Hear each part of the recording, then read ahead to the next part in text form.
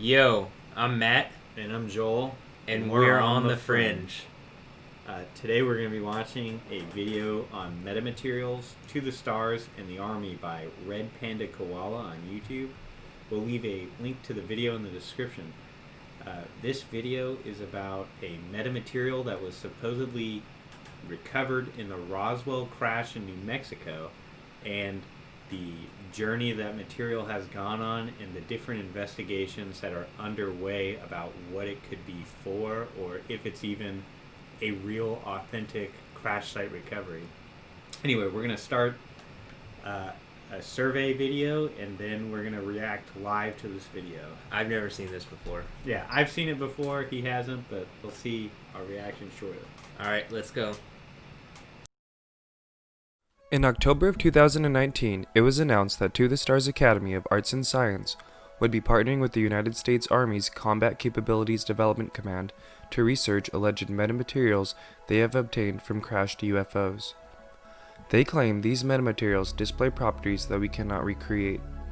These metamaterials have a chain of custody that connects to many people and events throughout UFO history. The fact that the Army is teaming up with a UFO group to research exotic metamaterials claimed to be from UFOs is very interesting. So let's look at these metamaterials and answer the following questions. What is the history of these metamaterials, and how did they end up with To the Stars? What exactly is a metamaterial, and why is this significant? What properties do they display?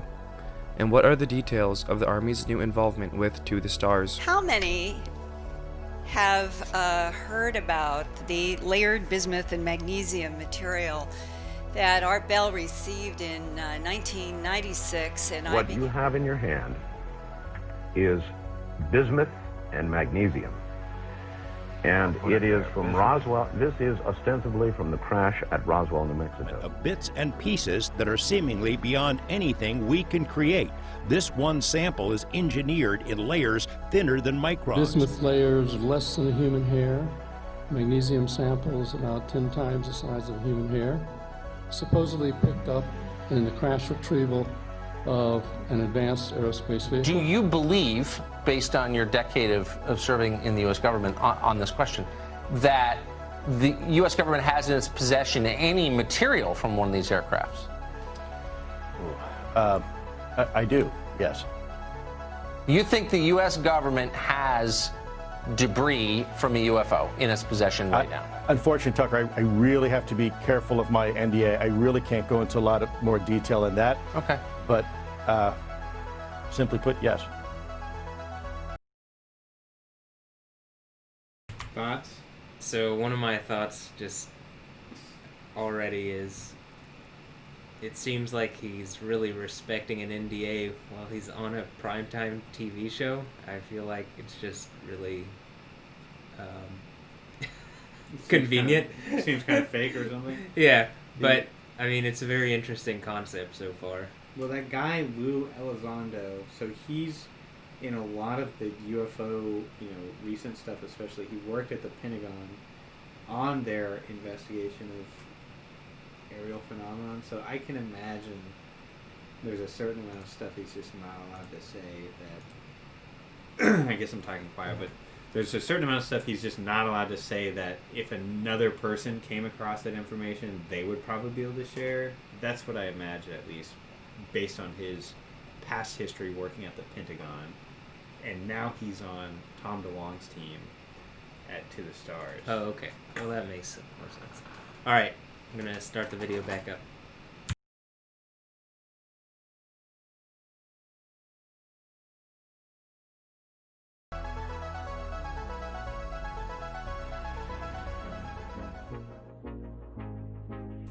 In the days before widespread use of the internet, many people interested in UFOs and other anomalous subject matter got their information from a radio show called Coast to Coast AM.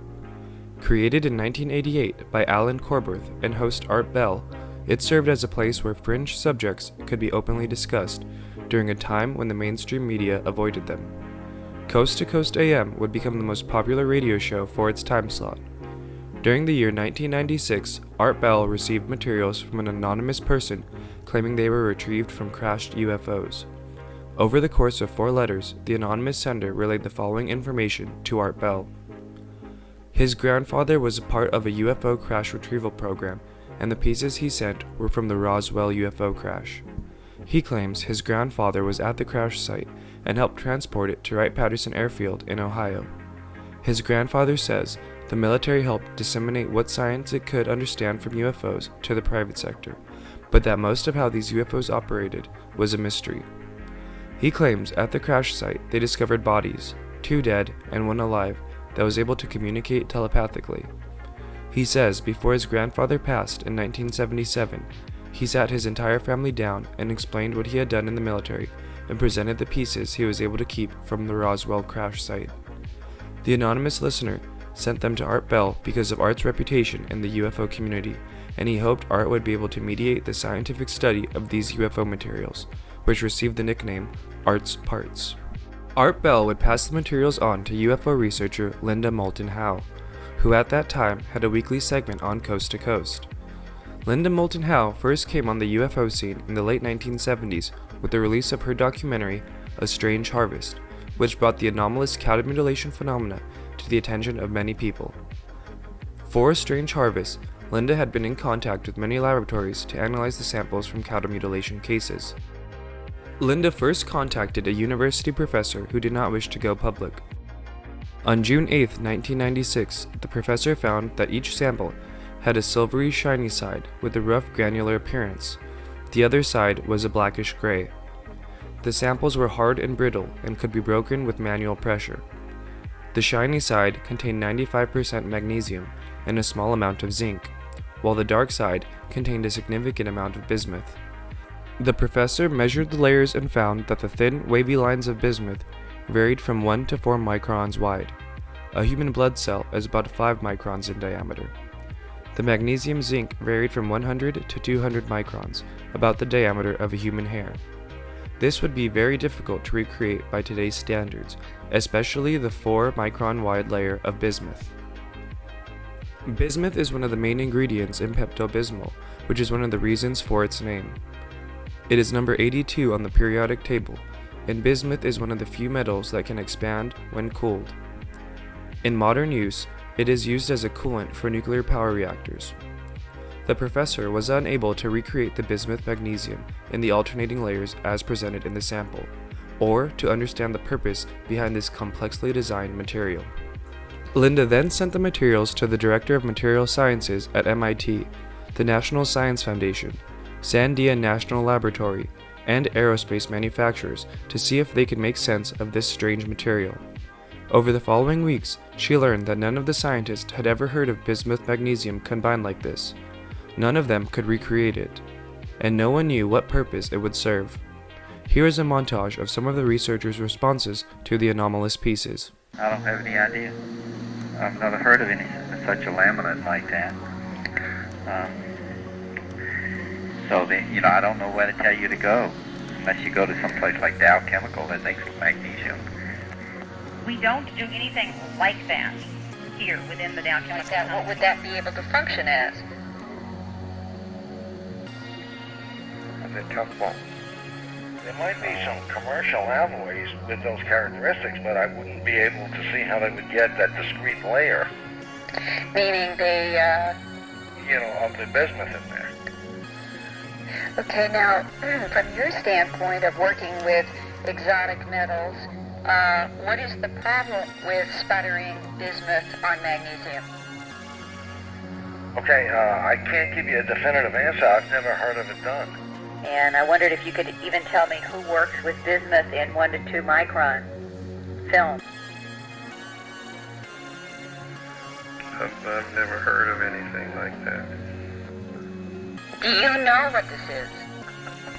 I'll tell you, I haven't the slightest idea. Soon, she got in touch with Travis Taylor, an electrical engineer and physicist with the Army Redstone in Huntsville, Alabama. He volunteered to do experiments on the bismuth magnesium, but first had to check with his superiors if this was okay. Travis said his superiors had already known who Linda was, and that he would be permitted to perform the experiments as long as he shared his findings with the Army. Linda asked him to check any databases he might have access to see if there was any reference of bismuth magnesium layered at the micron level. Basically, I've exhausted every resource that I have ever tried to use in the past, from about 1940 to now, and I have found no reference, even in government research, for bismuth magnesium layers. That's one of the things about this material that excites me, is because somebody had to build it, and nobody has reported building it. And it's a very high-tech piece of material, so if they didn't report it, then why did they build it? So my thought on this is, like he just said, this is a very high-tech material. We have no idea what the purpose of it is. It's like as if our chip manufacturers, or all the human energy that's put into the manufacturing of like silicon chips, we instead put into magnesium bismuth. Like that's the tier of construction this is on, or maybe even higher. Like it's not even known if it could be done, but like the finesse is to that point, and like you can see it on the screen, right? Like it exists. I can imagine that our whole ability to manufacture things will grow, though, as our knowledge of everything grows. So it seems like futurist. It seems advanced, and even looking at it, it's really interesting. Like you can see the kind of striations in it, like these layers. So let me ask you this: does it look natural? It's hard to say. It's hard to say, yeah, because it kind of does look like it could be something that built up over time. But I definitely, like, when they're saying it's so small, like 4 microns for the magnesium, or for the bismuth, one of the two. Yeah, the bismuth layers or something. And one of the layers is like 100 microns, which is like human hair or something. I mean, we'd have to go back to the exact specifications, but it seems just like way more advanced than we've put energy into manufacturing. He said it would be difficult to manufacture. I'm sure if we put a lot of money and effort into it, like, industry could figure it out. Yeah, but there'd be... Think of it this way, though. If we don't know what it's for, why would we... Exactly. Why would we put that effort into it? I think if we find a purpose for this, I could see us replicating it, though, or, whatever. I just think it's fascinating the amount of effort that went into manufacturing this, assuming it's manufactured, which it looks to be, and purpose unknown. No lab knows. That's all I have to say. Alright, we'll continue the video.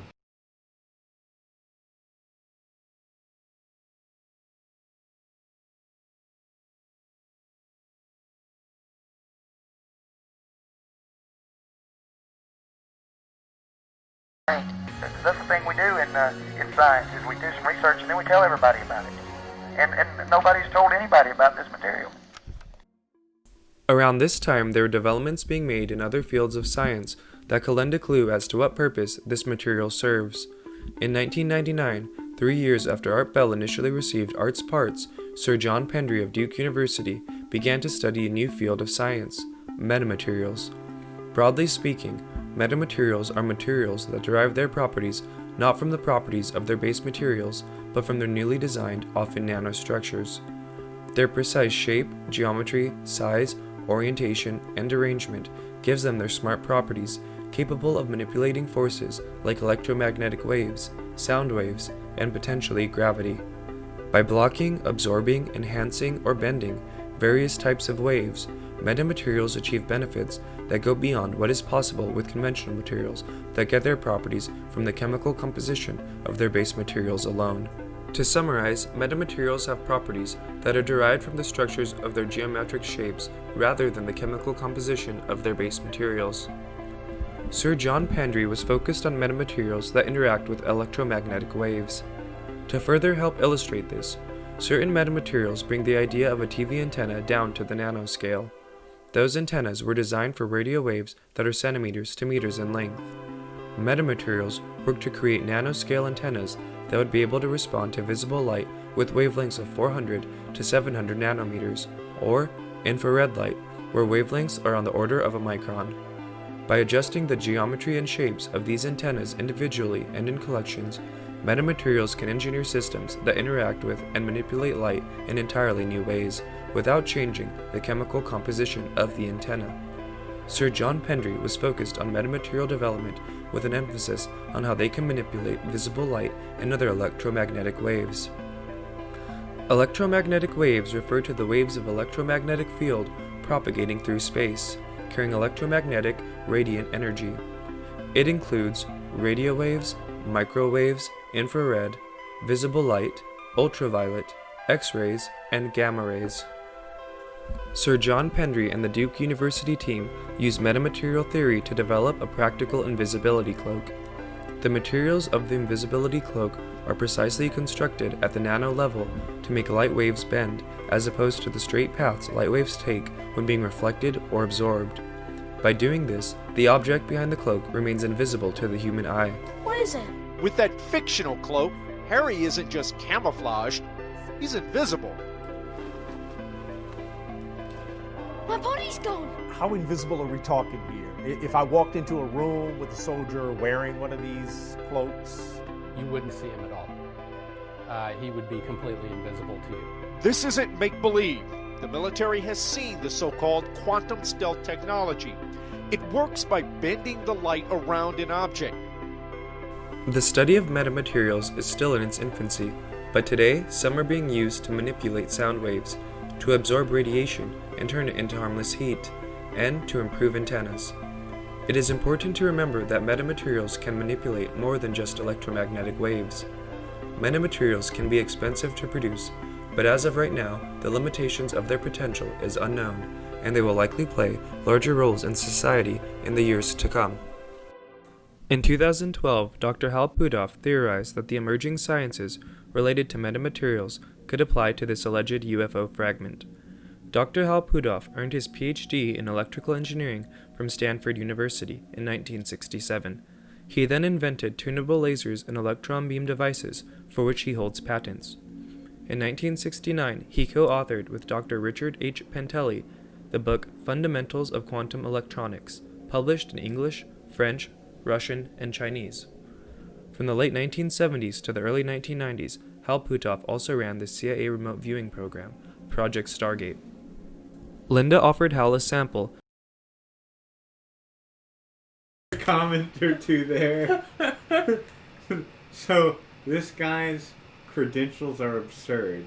PhD from Stanford, wrote the textbook on quantum electronics that's translated into like the 4 major scientific languages, and then ran the CIA paranormal division. That's like a little out. That's just so out there. Literally Project Stargate. Yeah, he ran it. He was the head of it. And he is actually the guy, as far as I'm aware, presently researching this compound. So, that's absurd. I mean, I think this guy, Hal Puthoff, has some videos on YouTube that are worth a watch. But on the other hand, it's so far out there, the stuff he says, that it's hard to even believe what he's saying. So his credentials speak for themselves, though. He has quite a pedigree, yeah. So you mean by like as far out there as like, so the remote observing, I believe, is like if I was to close my eyes or put a blindfold on, and then you were just like, you were looking at something, like a picture of something, and I'm supposed to guess what the picture is. I think that might be something like remote observing. Have you seen The Men Who Stare at Goats?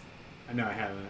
I haven't. It's a movie about the armies, not the CIA's, but the army's version of that, and it's kind of like a comedy, but it's still like based on a true story. And what are their conclusions about remote viewing? Generally, I think by the end of it that it's all I guess a hippie's LSD dream. That all this stuff, like the Earth forces, like he wants to create a soldier that's more in tune with himself, like a Jedi warrior. But it's like, I don't think a large organization like the United States Army is the, like, run by a government is the thing that would produce that. I think it comes from, like, you actually have a group of monks doing... Oh, it comes from getting plugged into a matrix machine. Yeah. And having it reprogram your brain. I guess it's an interesting take. Like, are ETs just like our equivalent of Jedi Knights? Well, Like- you know, I know that you're into looking at guys with elongated brains, or at least you did after we watched that one thing. Hey, that's a totally different Above topic, Majestic. but it's a they did say curious... They said at the beginning that the guy, like the ET that they found, and they were showing like the video was like a bigger brained organism. It looked like small body but a big brain, and then it was telepathic. That's how it communicated. Yeah. From Roswell, like literally that was at the beginning of the video. So who knows?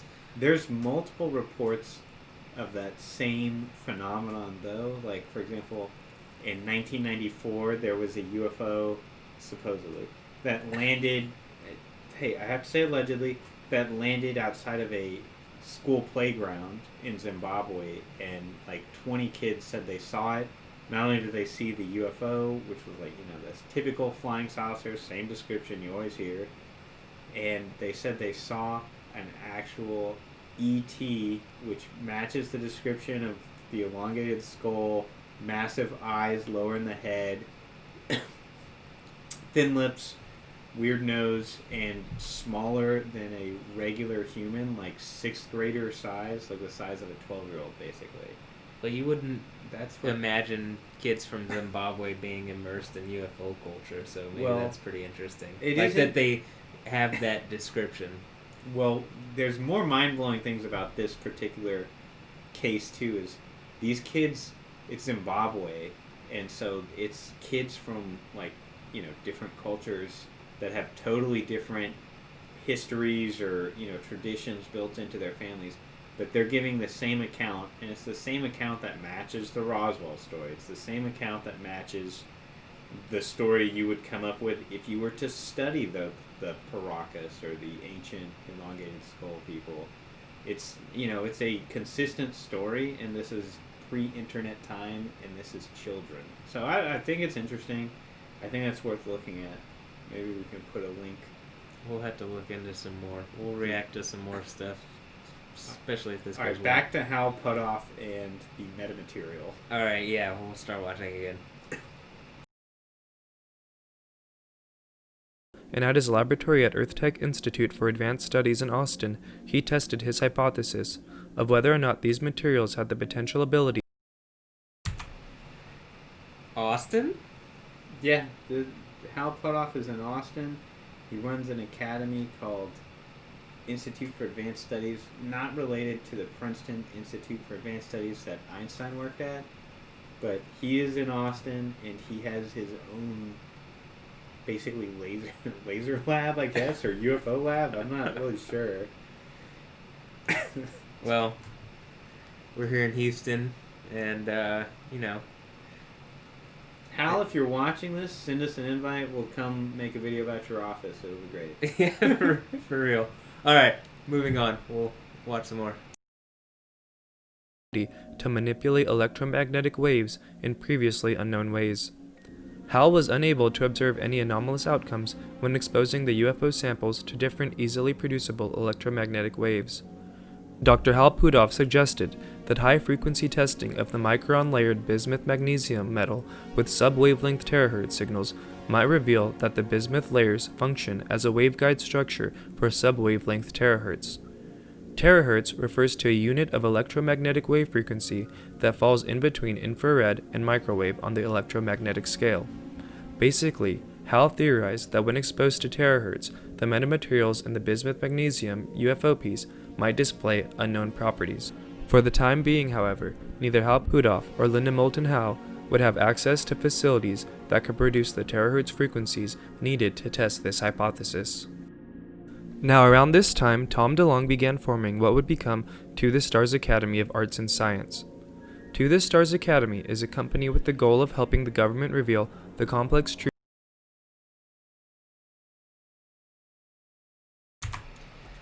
Okay, so first thing I want to bring up is basically they're saying that they theorize that if you shoot electromagnetic energy within a certain frequency, it'll display some properties that are unknown. At least to this part in the video, we don't know if they've done it yet or they said they don't have the capacity like the labs to do it, but Yeah, so I guess it's theorized. I don't even know how he theorized it, but I'm assuming it's based on the scale of the materials. That's how they came up with, what wavelength would react with the material itself. That's what I'm assuming, and that's what the kind of the other evidence in the video suggests. But I don't know how they came to that conclusion. I do know, however, that Hal Potoff did basically a 2-hour talk specifically on this metamaterial. It's much more dry than this video, but it's also worth a watch if you're curious about that kind of specifics, like how do they come to the certain hunches that they're holding, because it's not like he just pulled it out of the air. It's like there's some loose reasoning, or even, it's scientific reasoning, there's a reason he came up with that hunch, and I don't think it's been tested, but you would have to see his research. He'd have to disclose it. Well, another thing that I wanted to bring up was, so Tom DeLonge, he's a very this is a great place to pause it. He's a very interesting character, and after watching, he's on Joe Rogan, and I feel like he actually has done something that's pretty impressive here, and that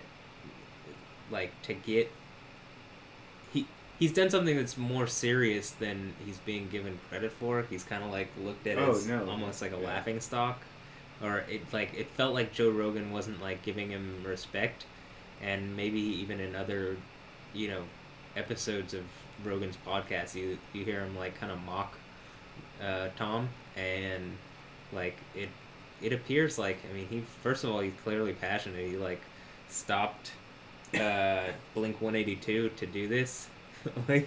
So you stop being a rock star and you start being a scientific. Yeah, definitely a decline in social status. So you can't say he's doing it for that. But that doesn't mean he's crazy, because one thing is kind of somewhat vapid, and the other is almost if you're one of the people that expose aliens or space travel or advanced technology, that's something that writes itself into history. So I can kind of understand. Elvis is most famous for being an alien. That's all I'm gonna say on that topic. But I'll say this: I don't think Tom DeLonge is a laughingstock at all. If you look at who is behind him on To the Stars, he's got Chris Mellon of the Mellon family. Is closely associated with running media cycles and that kind of influence. And he was also he worked for some defense department. He's got Hal Potoff, who ran the basically CIA remote Stargate.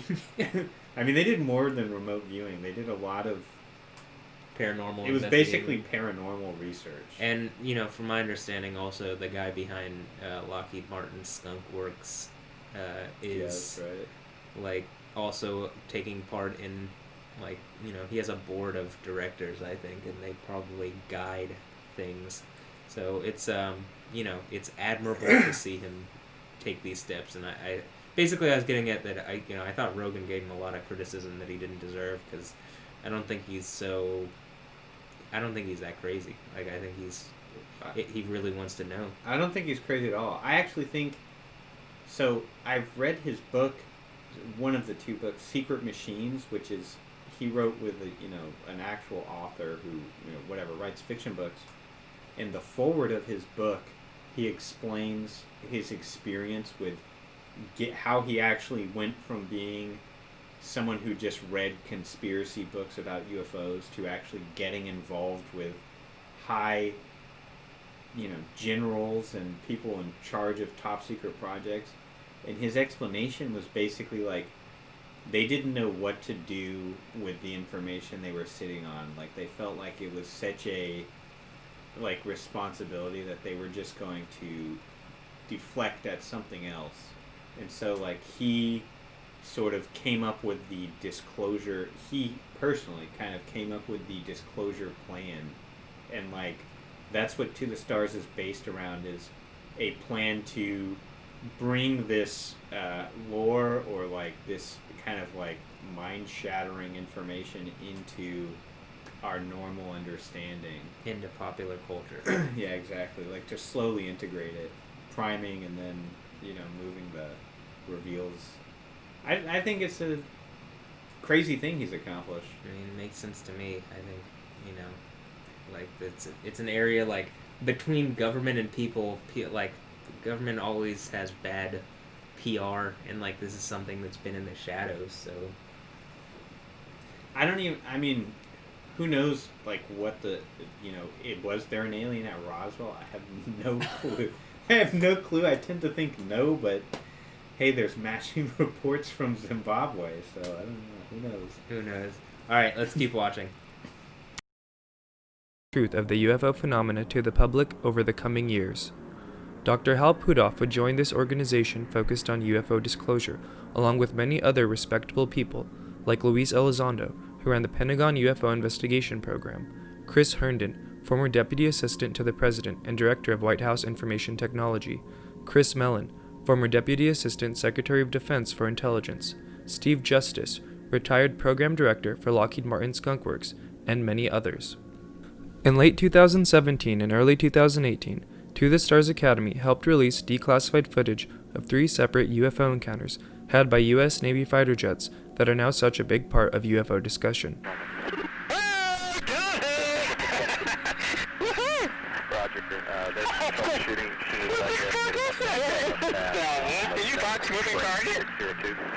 No, I took an auto track. Oh, okay. Oh my gosh, dude, this is a fucking drone, bro. I believe these, I think there's a couple videos, but this is like Commander Fravor, and if you're more interested in listening to him talk, I know Joe Rogan has done a podcast specifically where he talks about what happens in this video, and it's like, it's mind-boggling, and since he's a Navy, or Air Force or Navy, flying a Super Hornet or something like that, he's like a respectable guy who's not like just some nut with a video camera like recording a speck in the sky that you can't make out. It's like something reasonable that was showing up on radar, and I think this is an infrared camera and this is a flare, a forward-looking infrared camera, right? And so they couldn't auto track it, but they were super excited because he was able to like manually set the track, and then they caught it. I mean, they were able to then start tracking it, I think. And he's also done, like I see here in our queue, David Fravor, UFO, aliens, fighter jets, and aerospace with Lex Fridman. So if you're interested, you can go hear more about this specific instance. But this has been pretty big recently as far as UFO phenomena. I think just 2 months ago, actually just today, Donald Trump acknowledged that he read the news that this was acknowledged by the Pentagon, which I guess that's kind of crazy. Yeah, that is crazy that today. So this video was leaked several years ago, but it was just recently acknowledged by the Pentagon as being authentic, and just today, October, I don't know, whatever 11th, Donald Trump just acknowledged that he saw the Pentagon. I mean, it's a stupid, like, he's acknowledging that he knows, but this video is making the rounds, basically, and I'm sure that most people have seen it by now. Yeah, it's pretty crazy. And, I think there's a lot of crazy stuff that's going on that, like, is finally coming out into the light, and so this is just one cool thing that I think has been recently illuminated. I think this is the biggest news there is right now. Like, I mean, I guess most people think, how does UFOs affect me? Like, how would this kind of technology being integrated into your daily life not affect you? Like, how does, like, space travel? Like, look how fast these things go. They can. I mean, you could instantaneously be on the other side of the world almost. It appears like, from what they're saying happens in this video, like, it would be like, if you want to go to work, you get in this, like, autonomously driving space pod, and you'll be there, and then you're just there. It's not like you gotta travel. It's like literally you get in, you're there. You gotta wonder too, what is the energy source for these things? How does that energy, could we use that for electricity? Would we even need electricity? I mean, like as far as people who care about climate change, I mean, it could be literally revolutionary. Well, the impact of this type of technology would be in everything, in every part of the economy. Yeah. So, all right, let's keep watching. There's a whole fleet of them. Look on the ASA. My gosh.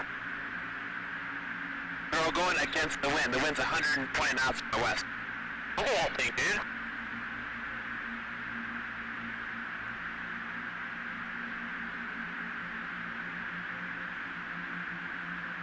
That's not our LNS though, is it? It's not. That is an LNS, dude. Well, if there's like... Look at that thing. It's rotating. Since then, there has been a steady flow of serious mainstream media coverage regarding UFOs. In July of 2018, To the Stars announced the ATOM project. ATOM is an acronym for Acquisition and Data Analysis of Materials. According to the Stars, the ATOM project is an academic research program focused on exotic materials for technology innovation and focuses on the collection and scientific evaluation of material samples obtained through reliable reports of advanced aerospace vehicles of unknown origin. The ATOM project began to collect alleged pieces left by UFOs from various sources with the hope of scientifically analyzing them, and in July of 2019, To the Stars would purchase the famous Art's parts from Linda Moulton Howe. The ATOM project is headed by Steve Justice, the former program director for Lockheed Martin Skunk Works. This position within Lockheed Martin is very prestigious, as they are one of the top defense contractors for the U.S. military, having created the U-2 reconnaissance plane, the Lockheed SR-71 Blackbird, the Lockheed Martin F-22 Raptor, and many others. The fact that the man who ran Lockheed Martin Skunk Works is putting his reputation on the line by running this UFO material research program is pretty significant in my opinion. Steve Justice would say, think about what this means. This is the guy who builds the black funding secret jets for the U.S. government. He's the head of those programs. He's when people say the military industrial complex, they're talking about this guy. I mean, if there's any single person that it can be attributed to, it's well, at least of the most advanced, when the things they're talking about, the U-2 was before satellite technology. We had to fly over Soviet bases and stuff, and it was so fast that it would be difficult for them to get shot down. They wouldn't know, their radar signature would just be moving really fast, but also they would be taking pictures with, I think it literally had a physical camera on it that it would take high quality pictures of stuff with. And then move on to the SR-71 Blackbird. I think that's the fastest jet even today. I don't think we've made a faster jet. I mean, or that we know of. That we know of, yeah. I mean, he might be in charge of making some other stuff. But, and then they brought up the F-22. The F-22 is still the most advanced air superiority fighter jet that exists. If we don't share, the United States doesn't share that plane with any other country. We share the F-35, which we developed with other countries, but the F-22 we have, and it was developed in the early 90s, I think. It is still the most advanced air-to-air fighter, and if we had to fight, real air-to-air combat battles, say against China or Russia or whoever else is saber-rattling these days, it would be the top dog, as they say. So, I mean, it's interesting that this guy is now a part of To the Stars Academy. Yeah, he's working with Tom DeLonge, the Blink-182 band member. Which I think is it gives credit to Tom DeLonge. This is why I'm saying I think Joe Rogan's a little off. Yeah, what I'm getting at is if people aren't paying attention to this, they should be. This guy, You don't hear anything about skunkworks, okay? Most people don't even know what skunkworks is. It literally, like, it's from, you know, some cartoon or something, whatever skunkworks is, but it's literally the division of black funding at Lockheed. Like, they work on top secret projects. What they do is unknown, but, like, they, you know... What they like, do is redacted, and yeah, their funding is redacted, and, like the like, people who work there are redacted except for this guy. Like, it's impressive. There's stories about it. Like, you know that they built the B-2 bomber, too, which, you know, that's also extremely high-tech. Stealth bomber has, like, no radar signature. How do they do that? Metamaterials. How do they figure out how metamaterials work? Let's get back to the video. Yeah, let's get back to it. Okay. The structure and composition of these materials are not from any known existing military or commercial application. They've been collected from sources with varying levels of chains of custody, documentation, so we are focusing on verifiable facts and working to develop independent scientific proof of the material's properties and attributes.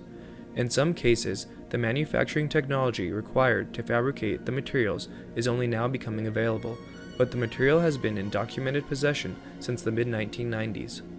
We currently have multiple material samples being analyzed by contracted laboratories and have plans to extend the scope of this study. Dr. Gary Nolan is the Rackford and Carlota A. Harris Professor in the Department of Microbiology and Immunology at Stanford University School of Medicine and is on the To the Stars Scientific Advisory Board. He claims that the key to understanding the foreign nature of these materials is by looking at their isotopic ratios. He says, people interested in understanding the reality of what's going on with these materials need to understand this. There are 253 isotopes that do not undergo radioactive decay in any reasonable time frame. This page has a table of nuclides where the black boxes denote the 253 stable isotopes. Interesting. Oh, this is also interesting from the perspective of Bob Lazar. I've seen this chart looking at element 115. So like that, I think on this chart, basically like the black line, well, I guess maybe I should explain the axes. This is usually called like the isotope stability chart or whatever, and on the x-axis is the atomic weight, and the y-axis is the number of protons of like the atom. So like how many neutrons and protons are in the atom basically determines, you know, where it is. And that black line is things that don't decay at all, so they're like perfectly balanced proton-neutron ratio, or however, you know, whatever, however it works. But supposedly element 115 is like the heaviest thing on here that doesn't decay. Is it 115 or 113? I think it's moscovium now, right? My understanding, well, my memory says it was 115, but I mean, I'm not a chemist or anything like that. I guess at that element. We're gonna look it up. No, no, that's not 115. Yeah, 115 is moscovium. He's right. Yeah. So, this supposedly theoretically, according to this chart, there are stable isotopes of element 115, but it's not confirmed. This is theoretical nuclear physics that they generated this chart with. Actually, they might have just drawn a line. I don't know what the basis for the assumption is, but they have it on there. It's marked on the chart. Anyway, so that's an interesting chart even for Bob Lazar angle. All right, cool enough. Let's keep watching. Some elements, such as aluminum, have only one stable isotope. Titanium and nickel each have 5 stable isotopes. Tin has 8. There are natural ratios of these isotopes that are largely governed by stellar decay processes, centrifugal forces during planetary formation, and proximity to gamma and other radiation sources. These ratios vary only slightly, the maximum a couple of a percentile, across the solar system.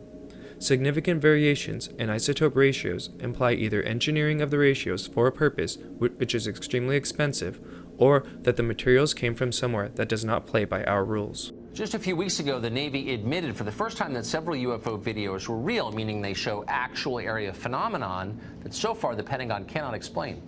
Now, a UFO investigations group says they have found materials that could potentially be physical evidence of UFOs. And ultimately, we're in the process of analyzing this material at 3 different levels. We're looking at its physical properties, its chemical, or if you will, molecular properties, and then ultimately its atomic properties.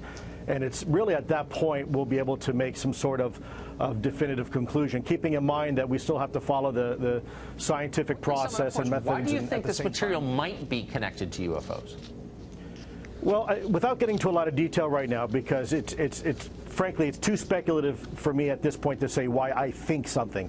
At the end of the day, it's going to be what the analysis tells us. And if you have, for example, interesting isotopic ratios that are not normally found, let's say, on this planet, then you have to scratch your head and either A, it's been engineered that way, or B, it came from somewhere else. And ultimately, that's what we're trying to find out. So these are materials brought to you by people who say this is at the site of a UFO incident or a crash? In some cases, yes. Again, unfortunately, I can't elaborate too much. With some of these individuals, we do have non-disclosure agreements, but it's from various sources, both private and governmental. In October of 2018, it was announced that To the Stars Academy of Arts and Science would join a Cooperative Research and Development Agreement, or CRADA, with the United States Army's Combat Capabilities Development Command Ground Vehicle Systems Center. The CCDC Ground Vehicle Systems Center is one of 8 science and technology domains within the United States Army, which has the mission to ensure decisive overmatch for unified land operations to empower the Army, the Joint Warfighter, and the nation. On October 21, 2019, the CRADA contract between the Army and To the Stars was released by John Greenwald of the Black Vault. This contract details the legal workings of this agreement and names Lou Elizondo as the chief liaison between the two groups. The contract also states that there will be annual reviews held through 2023. To the Stars is providing the metamaterials, and the Army is providing access to its facilities, resources, and personnel, valuing $750,000. The government is interested in studying inertial mass reduction, mechanical and structural metamaterials, electromagnetic metamaterial waveguides, quantum physics, active camouflage, quantum communications, and beamed energy propulsion. It's quite a list of things that they're studying, though. I mean, did I hear that correctly? It's only $750,000 worth of funding is going into it, or I mean, something like that. Yeah, did I just mishear that? It seems like a surprisingly low amount. That's like what, to hire 2 top-tier researchers for a year? Yeah, pretty much, somewhere along that. And also that list. Like, you would think, a snake oil salesman got them, right? Like, inertial mass reduction. Like, that's basically, like, weightlessness or... camouflage. I mean, yeah, it seems like there's a huge gamut of things that they're talking about that these metamaterials. And do they only have one metamaterial? I'm unsure. Well, I mean, it seems interesting. Like, I find it interesting. It's the ground vehicle, like, part of the Army, like their research division, essentially. Like, right? Why that branch? That's a good question. Why wouldn't it be like some super top secret branch, or like the Air Force? Yeah, you would really expect the Air Force or Navy, like, or the Space Force. Or actually, yeah, Space Force. You'd actually most expect, now that I think about it, Space Force. Yeah, and like maybe the Space Force already has this. I don't know. Maybe like it's the Army's just that far behind. I don't know. Yeah, I mean, one thing I do want to say is, like, I know the United States Army and just military in general are special operators, and they were talking about what is it, Joint Warfighter, or like our advanced warfighter people. Like, I remember growing up, they were like seeing, like, you see video games now, like Call of Duty Modern Warfare, where they have like they've implemented all the things that were going to be like next level warfighter, like stuff that I'm pretty sure the Army is using now, like direct drones to the troops, like the higher level special operators, I'm pretty sure, have just like access to all these things, and like gear that just was almost like in our imagination, like within our lifetime. So it's crazy to see how fast they have developed, and it's also crazy. Like, maybe this is one of the reasons is because they're willing to, like, it's a strange matchup, like To the Stars Academy and the Army Ground Vehicle Division, essentially. And so, like, maybe it's because of their willingness to, like, take these chances that, you know, they've come up with this stuff. It is a strange matchup. But okay, let's keep watching. Finish it up. Page 20 of the CRADA contract details the project description and objectives. The project description is as follows. To the Stars Academy of Arts and Science is a company with material and technology innovations that offer capability advancements for Army ground vehicles. These technology innovations have been acquired, designed, and produced by the collaborator, leveraging advancements in metamaterials and quantum physics to push performance gains. The collaborator will share their innovations with the government, who will use its laboratories and resources to characterize the technologies and determine if they have appropriate applications on ground vehicles. The project objectives are as follows. CRADA objective. The collaborator has access to advanced material solutions. The government would like to assess, test, and characterize the products from the collaborator at government facilities to compare the capabilities of these advancements to known commodities, understand what facilities would be required to reproduce the advancements, and determine their applications for ground vehicle platforms. Benefit to the government. If the government can verify material solutions claims by the collaborator, then significant advancements can be made in the capabilities of Army ground vehicle platforms in terms of security, force protection, and weight reduction. Benefit to collaborator. The collaboration described within this document enables the collaborator to understand the performance of their material innovations in Army ground vehicles environments, and benchmark that capability against existing technology capabilities. This CRADA will benefit the collaborator by providing guidance recommendation, additional data, and results collected from government testing. Dr. Joseph Cannon, Deputy Product. So it seems like that 750,000. The reason it's so low is because it, based on that contract, To the Stars is more interested in the data they can collect from the testing and having the government produce, things that have their metamaterial property. So that's at least what it says on there. I don't know that you can take anything at face value. I also suppose they're using their laboratories, like government laboratories, to do this, which maybe it's, instead of having to contract out private laboratories to do this, you have full free use of government laboratories. Yeah, To the Stars is a really strange company because I don't know how they're supposed to be profitable. It's like, they have the book. That's the only thing I can think that would. I think their media and merchandise probably also. It's like they are the one, like, official disclosure company. Yeah, exactly. So it's like that's doing things with high level government. So maybe that's part of it. Yeah, I don't know. I mean, I think UFO, I think that there is definitely a big market for the UFO community and even pop culture. Just you see a lot of people into aliens and UFOs and stuff like that. Whether everybody believes in it or whether they are really have an interest, or if it's just like a meme to them, is to be seen. But definitely, I think it's in the zeitgeist. Yeah, and it's marketable. That is true. That is true. I think get some To the Stars Academy swag. I gotta see what they have. I'm sure they have a sweatshirt you can do. Okay, let's finish this video. 2 minutes. Let's go. Manager of Science and Technology in the Vehicle Protection Systems Division of the GVSC stated in the press release that our partnership with TTSA serves as an exciting, non-traditional source for novel materials and transformational technologies to enhance our military ground systems capabilities. At the Army's Ground Vehicle Systems Center, we look forward to this partnership and the potential technological innovations forthcoming. A link to the entire CRADA contract is in the description.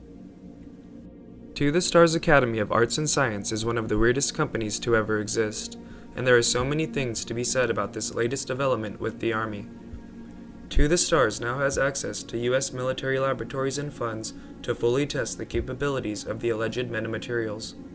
It should be noted that the U.S. military contracts hundreds of CRADAs every year with various companies, however many remain classified, so the fact that this one is public was a deliberate decision made by both parties. The language of the CRADA contract, and the fact that this agreement is happening, seems as if the Army is acknowledging these materials display anomalous properties. This partnership is even weirder when you consider, on occasion, Tom has made extraordinary claims about these metamaterials, like when exposed to terahertz radiation, the pieces will lose mass and float. Another strange aspect of this is that the Army knows the claimed history of some of these materials that allegedly came from the Roswell UFO crash. If the Army is willing to even entertain the idea of studying materials from the Roswell UFO crash, is that them, in a way, acknowledging that the Roswell UFO crash did happen? Now, that is assuming that the anonymous sender was telling the truth. I find it curious that the metamaterials in question were sent to Art Bell shortly before the scientific study of metamaterials by Sir John Pendry at Duke University began. Perhaps whoever, or whatever, sent the metamaterials knew that humans were nearing a point to understand them. Given this latest development, in the context of all the recent developments regarding UFOs, I don't know what to make of the situation. For the time being, it seems as if To the Stars is a way for the government to publicly relearn things it has known for decades, perhaps as a way to distance themselves from any horrible acts committed in the name of the cover-up. Now, this is all just speculation, and we truly won't know until the coming years. Hopefully, this new research agreement with the Army will help get to the bottom of the mystery of these strange materials.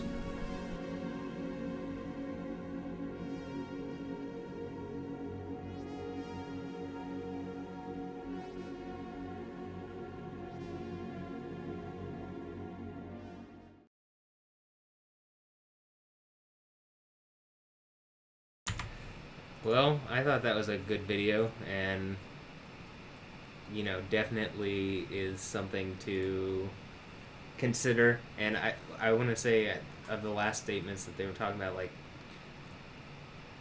from our understanding, Tom DeLonge talked about terahertz.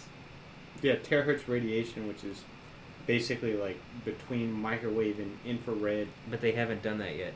That was earlier. They said in the thing that they haven't tested it, but my thought is, well, why not just test it? Like, what? Maybe they have tested it. I don't know. Maybe he's quoting two different sources. I don't know. Possibly. Because why would Tom DeLonge say it loses mass and floats? That's I mean, it sounds absurd, first of all. And if you say something like that and it's not true, you're going to lose a lot of credibility.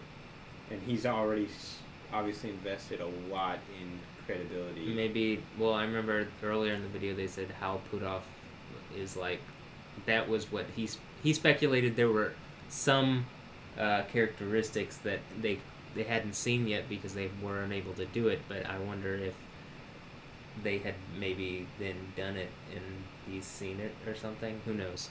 Maybe that's what they're doing with the Army. That would make sense too. So that would be like their, what is it, inertial mass reduction is what they called it in the CRADA. So that would cover that base. The I thought actually I really liked Red Panda Koala. I like that he does a really good job just presenting a lot of facts, and he poses some questions in there too. Like, I liked his, right after we were talking about To the Stars, how weird they were, he was like, this is a really weird company, and it looks like their purpose is for the government to relearn publicly what it already knows. Yeah, exactly. Like, I think there's probably some truth to that. Like, I think there's definitely top secret labs that have been researching this technology for a long, long time. And it's just wild watching, kind of like public reveals to this. I mean, this technology is really just beyond, it's out of this world. Yeah. Like, you go through the whole university system, you don't see anything like this at all. And you watch a YouTube video and you're like, oh yeah, look. This exists. So, well, that was cool, and I enjoyed watching the video.